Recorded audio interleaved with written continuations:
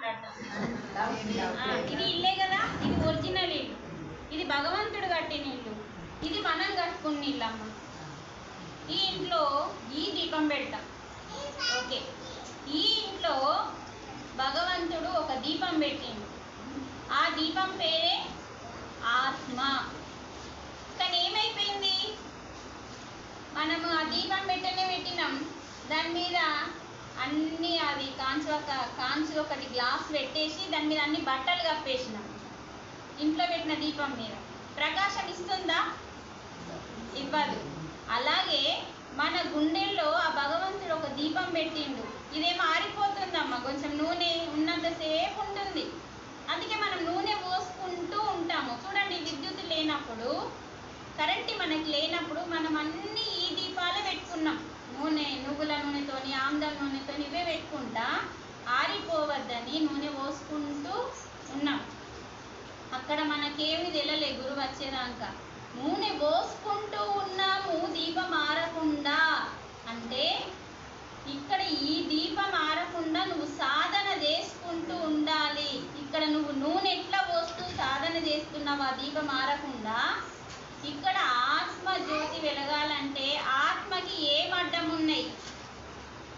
నీ కామము, నీ క్రోధము, నీ లోభము, అంటే మనలో ఉన్న చెడు గుణాలు. మనందరికి ఉన్నాయా లేదమ్మా? కొందరికి ఎక్కువ, కొందరికి తక్కువ. అయితే ఈ కామం అనేది ఏంటిది? కామం అంటే ఏంటంటే భార్యాభర్తల కలయిక కాదండి. కామం అంటే అదనుకుంటాం మనం, కోరికలు.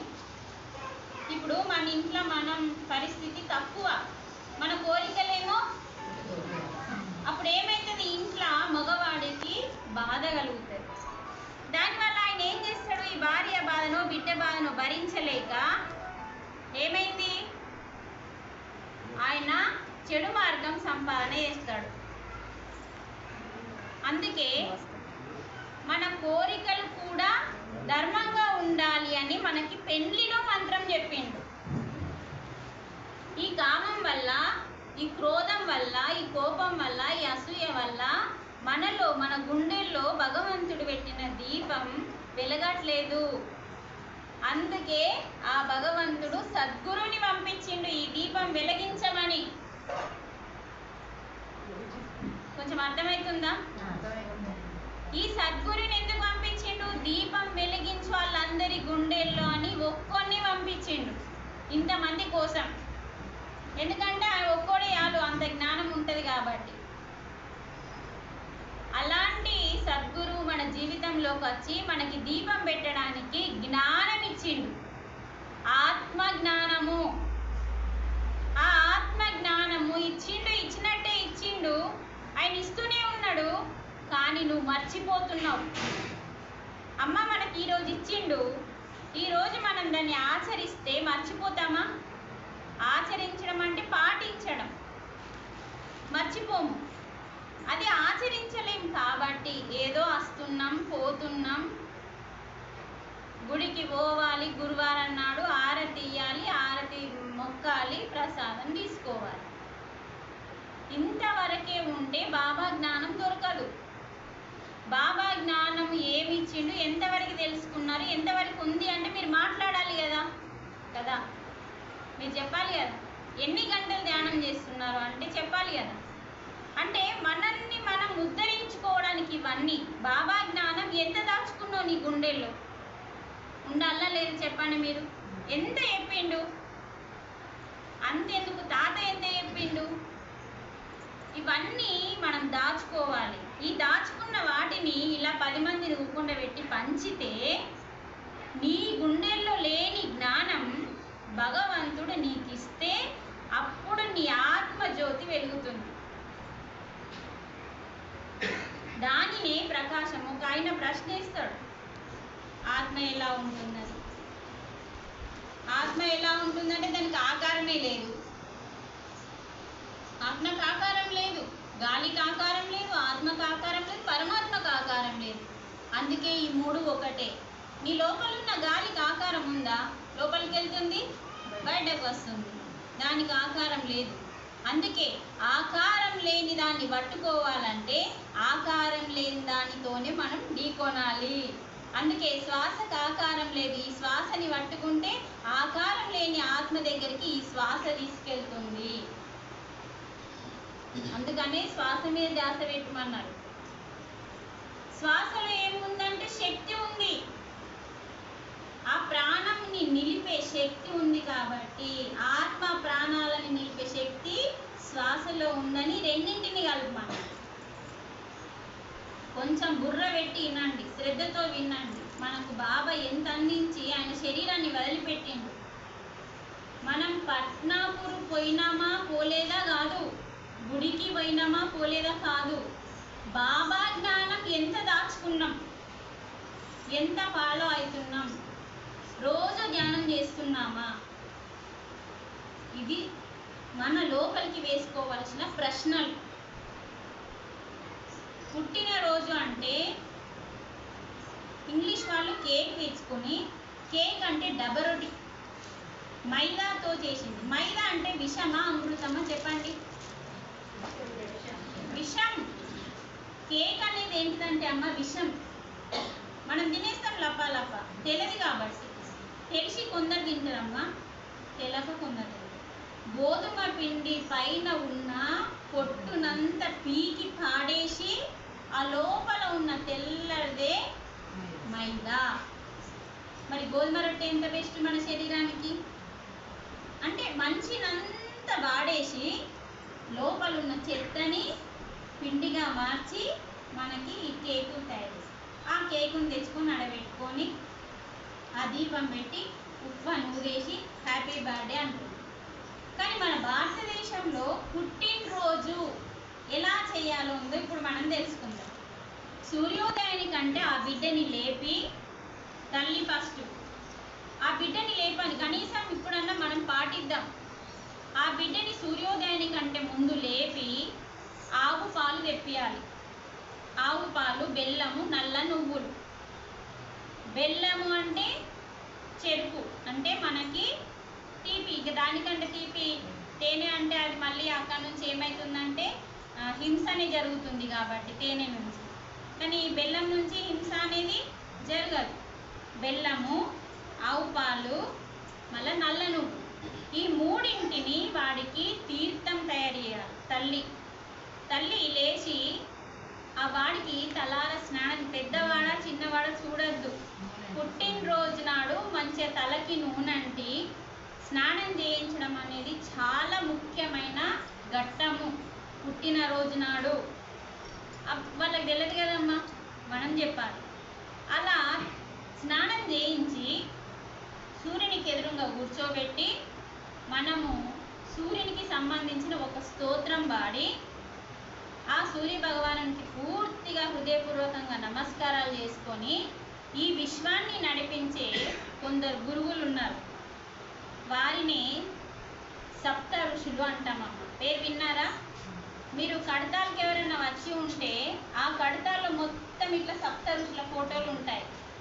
ఆ సప్త ఋషుల ఫోటోలు ఇక్కడ మన గుడిలో ఉండాలి. నెక్స్ట్ క్లాస్ వచ్చేటప్పటికి వీడ కనబడాలి సప్త ఋషులు ఎవరు. ఇప్పుడు మనం తెలుసుకుందాం. సప్త ఋషుల పేర్లు ఆ తల్లి నోటి ద్వారా బిడ్డకి చెప్పాలి. ఆ సప్త ఋషుల పేర్లు చెప్తూ, ఆ సప్త ఋషులు ఎవరు అంటే ఈ విశ్వాన్ని నడిపించేవాళ్ళు తల్లి, అంటే ఈ లోకాన్ని నడిపించేవాళ్ళు.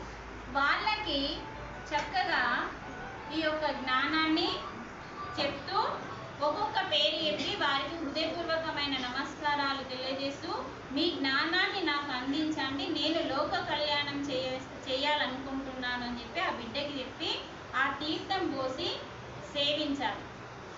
సేవించిన తర్వాత ఆ రోజు ఆ బిడ్డ ఒక చెట్టు పెట్టడం కానీ, లేకపోతే ఒక పచ్చి గడ్డి తెచ్చి ఒక ఆవుకు కానీ, ఒక మేకకి కానీ, ఒక మూగ జీవికి చక్కగా ఆ రోజు తినిపించాలి.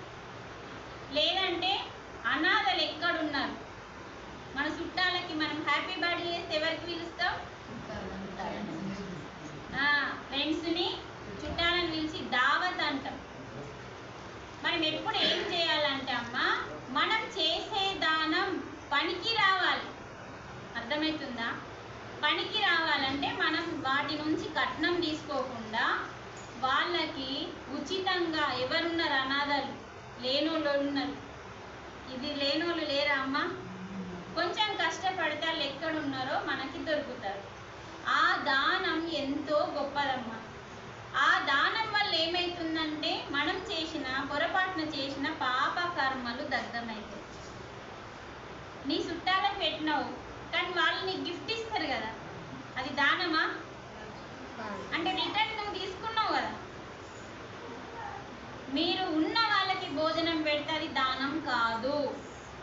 ఆ ఉన్న వాళ్ళు పొరపాటున ఎక్కడికన్నా వెళ్ళినప్పుడు ఆకలి మంట భరించలేక ఇక్కడ ఉన్నప్పుడు ఆయనకు పెట్టడంలో ఓకే. కానీ చాలా మందికి ఉన్న వాళ్ళని మాత్రమే పిలిచి మనం అన్నదానం చేస్తాం కదా, దానికి లాభం ఉండదు. ఎందుకంటే అక్కడ నీకు గిఫ్ట్ వస్తున్నది. గిఫ్టులు రాకుండా మనం ఎప్పుడైతే మనం ఎంతలా ఉన్నామో ఆలోచించదు తల్లి. నువ్వు ఇద్దరికి పెట్టినా సరే నీ పరిస్థితిని బట్టి, నీ ఆర్థిక పరిస్థితిని బట్టి మనం రోజు తింటున్నాం కదా, అందులో మనం ఇద్దరికన్నా పెట్టగలుగుతాం కదా. ఆ పిల్లాడి చేతితోని అలా ఒక మొక్క నాటించడము, ఒక పచ్చి గడ్డిని ఒక మేకకో ఒక ఆవుకో తినిపించి ఆ పద్మాసనంలో కూర్చోబెట్టి ఆ యొక్క సప్త ఋషుల పేర్లని పలికించి వారికి నమస్కారం చేసి వాళ్ళ ఆశీర్వాదం తీసుకోవాలి ఖచ్చితంగా. అప్పుడు జ్యోతిని వెలిగించాలి. కానీ జ్యోతిని ఆర్పకూడదు ఆ రోజు. ఆ జ్యోతి ఎంతసేపు వెలిగితే అంత మంచిది. మనము నువ్వులు బెల్లం, పాలు ఎందుకు ఆవు పాలు అంటే అందులో పాలల్లో పెరుగుంది కదా, పెరుగులో వెన్నుంది, వెన్నెలో నెయ్యి ఉంది. అంటే పాలు ఖరాబ్ అవుతాయి, పెరుగు ఖరాబ్ అవుతుంది, వెన్న ఖరాబ్ అవుతుంది, నెయ్యి మాత్రం ఆ నెయ్యి కోసమే. అంటే ఈ పాలను ఎందుకు ఇవ్వమన్నారంటే ఇందులో ఈ శరీరం ఖరాబ్ అవుతుంది కానీ ఈ శరీరంలో ఒక ఆత్మ ఉంది. అది ఎప్పటికీ నశించేది, చచ్చిపోయేది, వాడిపోయేది కాదు. అందుకనే ఆ పాలనివ్వమన్నారు. అంటే అందులో కూడా ఖరాబ్ కాని నెయ్యి ఉంది కదా, ఎన్నేళ్ళు ఉన్న నెయ్యి ఖరాబ్ కాదు.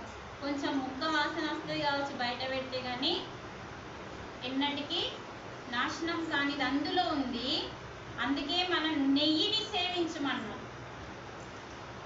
నాశనం కానిది ఏదైతే ఉందో దాన్ని సేవించి దాని గురించి తెలుసుకోమన్నాం. అందుకే అమ్మ పుట్టినరోజు అనేది మన భారతదేశంలో ఇలా జరిగింది. మన జ్ఞానం ఎక్కువైపోయింది. మనకి చాలా బుద్ధి జ్ఞానం అనేది ఉండేది మన భారతదేశానికి మాత్రమే, వేరే దేశస్తులకు ఉండేది కాదు. అలా మనల్ని చూసి ఇంగ్లీష్ వాళ్ళు మనకి మీరు ఇప్పుడు వంట చేసిన తెల్ల గంజులు, వాటిని సత్తు గంజులు అంటారు. అదేం చేస్తుంది మీకు ఎంతమందికి తెలుసు? ఆ గంజు మనల్ని ఏం చేస్తుంది? ఇంతకుముందు మనకి ఏ గంజులలో అనుకునే వాళ్ళం? కుండ, తర్వాత రాగి, ఇత్తడి, ఈ మూడింటిలో వండుకునే వాళ్ళం. ఫస్ట్ కుండ 100%, రాగి 90%, ఇత్తడి 80%. కానీ కంచు అదేది తెల్లడి గంజు మనలో ఉన్న జ్ఞాపక శక్తిని, బుద్ధిని నశింపజేస్తుంది. ఇది వాళ్ళది. వాళ్ళు ఏం చేసిందంటే మన బుద్ధి జ్ఞానం తొలగిపోవాలని చెప్పి వాళ్ళు మనకి పాత్రల్ని అలవాటు చేసి. మీరు గమనించండి, పెద్ద పెద్ద ఫంక్షన్లు అయినా కూడా మన దగ్గర ఇత్తడి, రాగి ఆండాలు ఉండేటివి. మనము మహోర్లో చూసినాం, ఇంత పెద్ద ఆండాలు రాగి ఉండేవి, ఇంత పెద్ద ఆండాలు ఇత్తడి ఉండేటి. మనకు అప్పటి వాళ్ళందరూ భోజనం అందులో భుజించిన వాళ్ళే కాబట్టి పెద్దవాళ్ళ అనుభవం చాలా గొప్పది. వాళ్ళని ఇంటికిలాగా తీసి పడేయద్దు. అక్కడ వాళ్ళు వెళ్ళిపోతారా చూడండి, మరి భోజనం పెట్టండి. ఇప్పుడు వచ్చి ఆడవాళ్ళు వెళ్ళిపోయారు కదా, ఒకసారి చూసుకోండి, మనం తినకుండా వెళ్ళిపోకుండా చూసుకోండి. అర్థమవుతుందా అమ్మా? మన పుట్టినరోజు నాడు మరి ఎవరిని తలుసుకోవాలి? ఆ సప్త ఋషులు ఎవరు? అంటే ఒకటి ఆంజనేయ స్వామి. ఆయన ఈ భూమి ఎన్ని సంవత్సరాలు ఉన్నా కూడా ఆయన శరీరంతో హిమాలయాలలో ఉన్నాడు అని చెప్పి మనకి శ్రీరాముడు చెప్పింది. ఈ భూమిని రక్షించడానికే శ్రీరాముడు ఉంచిపోయింది. కొంచెం మన గురించి మనకు ఆలోచన లేదు కానీ వాళ్ళందరికీ ఉంది. తర్వాత అశ్వత్థామ. అశ్వత్థామ అంటే ఎవరు అంటే అమ్మ, దుర్యోధనునికి స్నేహితుడు. అంటే ఈ పాండవులకి కౌరవులకి అన్ని నేర్పిల్లు కదా విద్యలు. అతని యొక్క పుత్రుడు, ద్రోణాచార్యుని పుత్రుడు. ఇక మీకు అంత పేరంటే కూడా గుర్తుంటుందో లేదు. అశ్వత్థామ అంటే అశ్వత్థామ అంటే మన పాండవుల పిల్లగాళ్ళని చంపేస్తాడు కదా, ఉత్తర గర్భలో కూడా పిల్లని చంపేస్తాడు కదా, అతను అశ్వత్థామ. తర్వాత విభీషణుడు, పేర్లు గుర్తుంచుకోవాలి, నేను మళ్ళీ అడుగుతూ ఇప్పుడే. విభీషణుడు అందుకే ఎందుకు టెస్ట్ అంటే మనం ఎంత శ్రద్ధతో వింటున్నాము. ఇప్పుడు ఇంతమంది ఉన్నాము ఇక్కడ, ఏ ఒక్క రూపాయి అన్నా మనం పెట్టుబడి పెట్టినామా జ్ఞానం తీసుకోవడానికి? మనం పెట్టాల్సిన అద్భుతమైన పెట్టుబడి శ్రద్ధ, పట్టుదల, కసి. తెలుసుకోవాలి ఏం దొరుకుతుందో అన్న కసి ఉండాలి. ఇవన్నీ పెట్టుబడులు. ఇట్లాంటి పెట్టుబడులు పెడితే మనకేమైనా నష్టం ఉన్నదా? విభీషణుడు ఎవరమ్మా?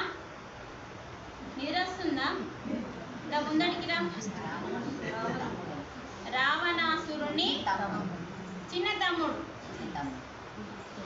తర్వాత కృపాచార్యుడు అంటే కురు సామ్రాజ్యానికి గురువు కృపాచార్యుడు. ద్రోణాచార్యుడు ఏమో శస్త్రాలు నేర్పేవాడు, కృపాచార్యుడు కూడా ఉంటాడు. తర్వాత వ్యాసుడు మనకి భాగవతం, మహాభారతం, భగవద్గీత, అసలు ఈ లోకంలో జ్ఞానాన్ని ఇచ్చిన వాడే వ్యాసుడు. వేదాలు, ఉపనిషత్తులు, భాగవతం. మళ్ళీ ఆ వ్యాసుడు ఎవరు? సాక్షాత్తు విష్ణుమూర్తి. వ్యాసుడు, విభీషణుడు, ఆంజనేయ స్వామి, కృపాచార్యుడు, అశ్వత్థామ. తర్వాత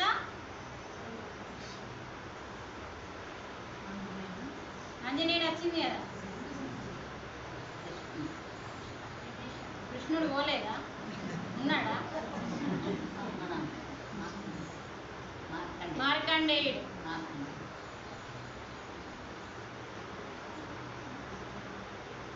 మొత్తం మనకి సప్త ఋషులు. మార్కండేయుతో 6 మార్కండేయుడు కూడా ఎలాంటి వాడంటే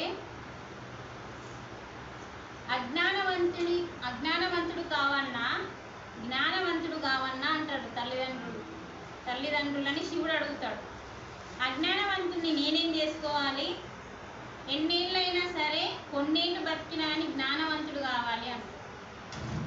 కొన్ని సంవత్సరాలు అయిపోయి ఈ టైం కావని నువ్వు మరణిస్తావని చెప్పి రోధిస్తూ ఉంటే, నా తల్లిదండ్రులు నన్ను కన్నారు కదా, చూడండి మార్కండేయుడు ఏమంటాడు, నా తల్లిదండ్రులు నన్ను కన్నారు కదా, వాళ్ళ రుణం తీర్చుకోవాలి అంటాడు.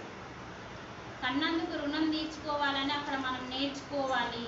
మన తల్లిదండ్రులు మనల్ని కన్నందుకు బిడ్డ అయినా సరే, కొడుకైనా సరే మనం రుణం తీర్చుకోవాల్సింది. ఎందుకంటే మనకి జన్మనిచ్చిండు అని చెప్పి, నేను బతకాలని చెప్పి తపస్సు చేసిండు. మరి మార్కండేయుడు తపస్సు చేసి గెలిచి చిరంజీవిగా మారిండు.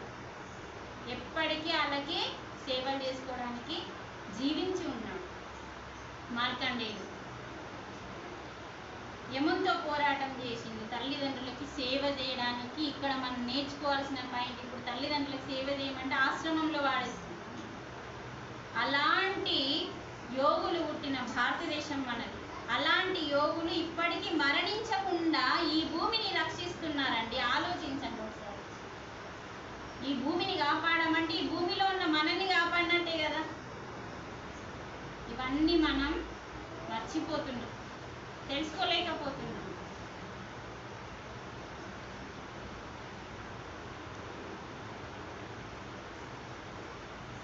ఇంకొకళ్ళ పేరు పరశురాముడు. చూడండి, ఆయన కూడా తండ్రి మాట జవదాటద్దు అని తల్లిని చంపుతాడు. మళ్ళీ ఏం చేస్తాడు? చెప్పగానే తల్లిని చంపినావు, ఏ వరం కావాలి అనగానే అన్నదమ్ములని తల్లిని బతికించమని కోరుకుంటాడు. అది జ్ఞాని అంటే. ఇటు తల్లికి తల్లి దక్కింది, తండ్రి మాట తీసుకోలేదు. ఇలాంటి మహానుభావులు ఈ విశ్వాన్ని రక్షించడానికి ఇప్పటికీ వాళ్ళు శరీరంతో ఉండి ఈ భూమిని, ఈ మొత్తం లోకాన్ని, భూలోకాన్ని, సప్త ఋషుల పేర్లు మనం పుట్టినరోజు నాడే కాదు, ప్రతిరోజు తలుసుకోవాలి. వాళ్ళ జ్ఞానం కావాలి. మీరు అడిగితే వాళ్ళు ఖచ్చితంగా ఇస్తారండి. మీరు ధ్యానంలో కూర్చొని వాళ్ళని తలుసుకొని మీ జ్ఞానం మాకు కావాలి. వీళ్ళండి సప్త ఋషులు. అలా మనం పుట్టినరోజు నాడు ఆ పిల్లలకి మనం నేర్పాల్సిన జ్ఞానం ఇది. ఎందుకంటే ఈరోజు బాబా పుట్టినరోజు అని చెప్పి మనం ఇది తెలుసుకుంటున్నాం. మీకు బోర్ అయిందో, మరి ఇష్టమైందో, కష్టమైందో, ఇలా మనం చక్కగా, అందుకే ఆ దీపానికి అంత ప్రాముఖ్యత ఉంది. ఎందుకంటే ఈ దీపం ఆరిపోతుంది, కానీ ఈ దీపము ప్రకాశాన్ని ఇస్తుంది. ఆ ప్రకాశమే ఆత్మ, ఆ ప్రకాశమే పరమాత్మ. పరమాత్మకి రూపం లేదు తల్లి, ప్రకాశంతోనే ఉంటాడు. ఆయన వెలుగుతూనే ఉంటాడు, ఒక వెలుగులాగా ఉంటాడు. ఒక వెలుగులాగా వెలుగుతూనే ఉంటాడు. ఒక శక్తితో నువ్వు తీసుకునే, నిద్రలో తీసుకునే ఆ ప్రకాశమే పరమాత్మ. నిద్రలో మీకు అందరికి ఏమొస్తుంది? శక్తి రాదా? పొలాలకు పోయినామ్మా, చేళ్ళకు పోయినాం, ఏదో పని చేసినాం, మలిసిపోయినాం, రాత్రి ఎందుకు అంటున్నాం? రాత్రి అయిందని అంటున్నామా? కాదు. ప్రకృతి అనే ఒక మాత ఉంటుంది. ఆ ప్రకృతి మాతలో నిద్ర మాత ఉంటుంది, నిద్ర దేవత. ఆ నిద్ర దేవత ఈ ప్రకృతి మాతకు ఒక సందేశం ఇస్తుంది. మానవుడు పొద్దునిండా ఆలోచిస్తాడు, తెల్లందాకా ఆలోచిస్తాడు, కానీ అప్పుడు శరీరం నశించిపోతుంది, తొందరగా పాడైపోతుందని చెప్పి ఈ శరీరాన్ని ప్రకృతి దేవత, నిద్ర దేవత కాపాడడానికి మనకు రాత్రి పెట్టి రాత్రి నిద్ర పోవాలని చెప్పిండు. రాత్రి అయిందని నిద్ర పోవడం కాదు, అలసిపోయిన శరీరానికి శక్తినివ్వడానికి. అమ్మా, అలసిపోయిన శరీరానికి శక్తినివ్వడానికి మనకి నిద్ర. ఆ శక్తి పేరే ప్రకాశము, ఆ శక్తే పరమాత్మ. ఆత్మ పరమాత్మ రూపాలు లేనివి కాబట్టి అవి చైతన్యంలో ఉంటాయి. మరి అలాంటి చైతన్యమే మనకి సప్తామాలే ఏకై అంటాడు బాబా. సాయిబాబా ఏమంటాడు? దేవుడు ఒక్కోడే. ఆ ఒక్కోడే నీ నిద్రలో వస్తున్నాడు, నీకు ధ్యానంలో వస్తున్నాడు. ఆ శక్తే, ఆ చైతన్యమే, ఆ ప్రకాశమే భగవంతుడు. అది ఇలా వెలుగుతూ ఉంటుంది. కానీ ఆ వెలిగేదాన్ని మనస్సు అనే పొరలు కప్పేసింది కదా. ఇప్పుడు నీ లోపల వచ్చే కోపము, ద్వేషము, అసూయలు, కోరికలు ఇవన్నీ మనసు లోపలనే కదా వచ్చేటి. ఆ మనస్సు అనే పొరలు ఈ ఆత్మ పైన కప్పబడింది కాబట్టి ఆత్మ ప్రకాశించట్లేదు. అది ఇప్పుడు దీపంలో నూనె అయిపోతే ఏం చేస్తుంది? కూరుకుతుందా లేదు? దీపం చిన్నగా అవుతుందా లేదా? కొరుకు పట్టినా చిన్నగా అవుతుంది. నూనె అయిపోయినా కొద్దీ అది లోపలికి వెళ్తూ దీపం ప్రకాశం తగ్గిపోతుంది. అలాగే నీ లోపల కూడా ఆ అజ్ఞానం అనే మనస్సులో పొరలు కప్పుకొని ఉంది. ఈ ధ్యానం చేయడం ద్వారా అజ్ఞాన పొరలు పటాపంచలై నీ లోపలున్న ఆత్మజ్యోతి అనేది వెలుగుతుంది.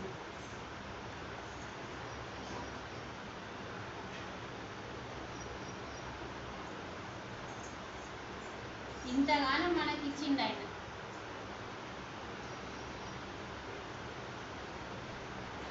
మంచిగా అనిపిస్తుంది విన్నప్పుడు. మంచిగా తలకాయలు ఊపుతారు. అవి దొరసాలందరూ వినేటట్టున్నారు, ఆచరించేటట్టున్నారు నాకు అనిపిస్తుంది. ఇంకో క్లాస్కి వచ్చేసరికి డుమ్మా కొడతారు. ఏం లేదమ్మా, మనం రాకపోయినా కూడా నిత్యం ఆచరించాలి. ఇప్పుడు పని ఉంటుంది మనకి, ఆ పనిని వదులుకొని రమ్మని ఎవరు చెప్పారు? అందుకే మనం రాత్రిళ్ళు పెట్టుకుంటున్నాం ఎక్కువ శాతం. కారణం అంటే మనకి పని ఉంటుంది. వ్యవసాయదారులని వ్యవసాయం పక్కకు పెట్టి క్లాస్ వినమని ఎవ్వడు చెప్పాడు, దేవుడు కూడా చెప్పాడు. ఎందుకంటే ఆ పని కూడా ఒక యోగం కాబట్టి. ఆ పని మీద ధ్యాస ఉంటే అదే కర్మయోగము అని భగవద్గీతలో ఇచ్చిండు. అందుకని పనిని పక్కకు పెట్టుకొని కాదు. కాకపోతే ఇది రోజు ఉండదు కదా, ఎప్పుడో ఒకసారి ఉంటుంది. ఆ రోజు ఈరోజు నేను రోజు శరీరానికి పని చెప్తున్నా కదా, ఇలా మనసుకు పని చెప్తా, బుద్ధికి పని చెప్తా అని ఈ క్లాస్ విన్నామనుకోండి, కొంచెం వరకైనా మనం బాగుపడుతుంది, మన శరీరం బాగుపడుతుంది, మన యొక్క. అందుకే ఇప్పుడు ఎవరినన్నా మీరు తిట్టారనుకోండి అమ్మ, ఒకసారి వినండి. ఏదన్నా పొరపాటు చేసినా, ఇంకేమన్నా కాని బూత్ మాటలు తిట్టినా మనం ఏమంటాం? తప్పుమని అతన్ని ఏమంటాం? బుద్ధి జ్ఞానం లేదారా అంటామా లేదా? ఏమనం? ఫస్ట్ బుద్ధి జ్ఞానం లేదారా, ఏం మాట్లాడుతున్నాం అంటే ఈ రెండు ఉన్నాయా లేవా? అక్కడ లేవు. కాబట్టే బూత్ వచ్చింది. చెడు పని చేసినా, చెప్పినట్టు వినకపోయినా, బూత్ మాట్లాడినా మనం ఏమంటాం? అరే ఈ రెండే